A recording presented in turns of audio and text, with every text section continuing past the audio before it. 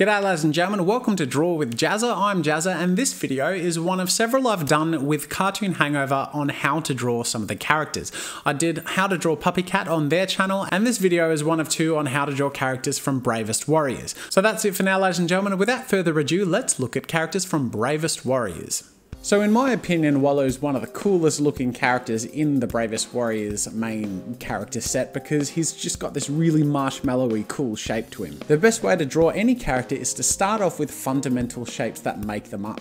So with a character like Wallow, we start off with this very large, slightly elliptical circle. He's got very wide shoulders, so this is going to act as the front of his torso and his shoulders, and then I'm just going to drop down a bit of a square from the middle of his torso, and this is just going to act like his midriff. From there we just keep adding the main shapes, so we have this elliptical circle for the head, pop on a couple of monkey-like ears on the side of his head there, and then we're going to stick out these two little stumps for legs. And the final main shapes on Wallow are his arms and gloves. Now on the gloves on these characters from Bravest Warriors, the simplest way to do them is to draw a bit of a cylinder shape like that, but then round off the other end so that one of them is perfectly soft and then the other end here down the bottom is nice and hard like the end of a cylinder. So I'm going to do that for both of his arms here. I'm going to draw the hard end of the cylinder, which is around his elbow, and then bring it down to the rounded soft front, which is going to be where his hand is. And then we just simply connect this to the upper shoulder, and that is how we have his hand shape. And so I do a similar thing here for this back hand. So we could even start off just by drawing a cylinder like this, but then just know that we're going to get rid of the front end where the hand is because it's much softer than the bottom end, which is much harder. So here we have the fundamental shapes that make up Wallow, and we're going to start adding some of the details. So for example, we have this circle in his chest, this line here that indicates his chest, and then of course this line that is a bit of a color divider on his shirt. We can also start to refine the shape. So he's actually not like round and then square at the bottom there. He's a bit more rolly. So we do this round bit here and then we just kind of work this into a bit more of a rolly shape, and same here on the other side. And then we get to draw this happy little Wallow face. Now the cool thing about the characters' faces from things like Adventure Time and Bravest Warriors, where the eyes and the mouth are very close together in the center of the face, and there's kind of a lack of detail, which is cool. It's got this very charming look about it. Now Wallow's head is really simple. We actually just keep the same shapes and we don't really need to add anything else. So we've got the circle for the head, and then we just pop the ears on the side, and there we go. That is exactly what his head looks like. It's a little too far to the right there, so I'm just going to push it over there to the left.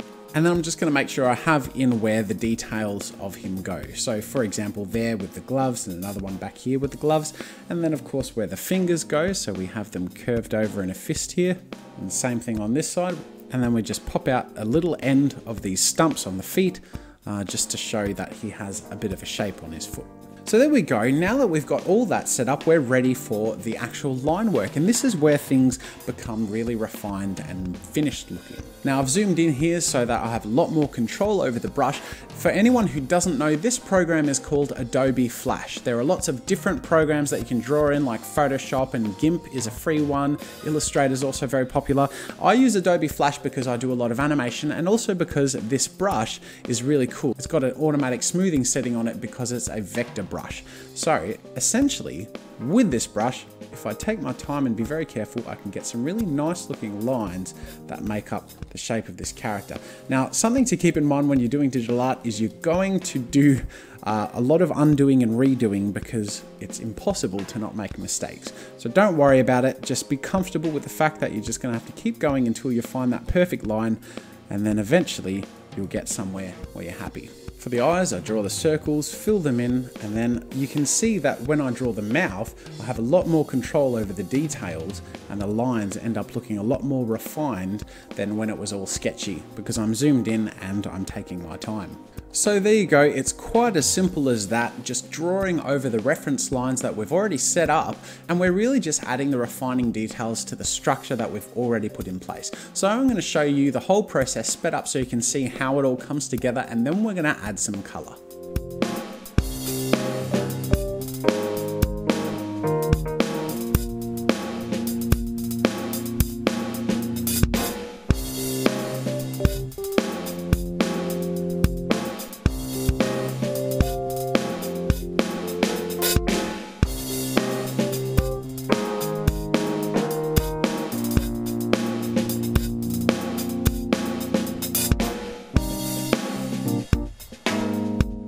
So there you go, ladies and gentlemen, I've finished my line work, and if I hide my reference lines, you can see that the finished result is pretty clean and ready for some colour. Now the colour bit can be tricky or easy depending on your method. I'm just going to go with an easy method, but it's got a really satisfying payoff. So to colour him in, I've got a reference of the character which I'm going to use the eyedropper and select the colour on him and then simply paint it on my drawing. That way I know I'm getting exactly the right colour, and it's really simple just to press I, which is the shortcut for the eyedropper, and then I'm simply going back and forth between my drawing and the original reference character, and the result is a really quick and simple Wallow, all finished and ready to go. Whoops, I forgot the mouth colour. So there you go, ladies and gentlemen, I've finished Wallow. I hope you enjoyed this video. Thanks for joining me, ladies and gentlemen, and until next time, I'll see you later.